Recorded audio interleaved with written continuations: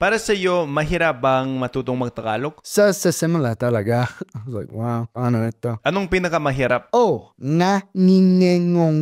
Like, being able to do that with the back of your tongue. Paano yun sa kunyari sa pinakaunang araw mo at hindi ka pa marunong mag-Tagalog? Ang sobrang hirap. Oh my gosh. For like 6 weeks, nagturo sila sa amin. Pero sa States lang kami. Yung mga like simpling phrases, ganun. Akala ko to sobrang prepared ako. I'm like, ready na ako. Pagdating ko sa Pilipinas, ang bilis ng mga salita nila. Hindi ko alam anong sinasabi nila. They're like, get it, ba. I'm like, ano? Alam mo, hanggang na yun, may mga words na parang never ko narinig. Alam mo, may mga malalim na Tagalog na word na hindi natin talaga kaya hanggang na yun eh.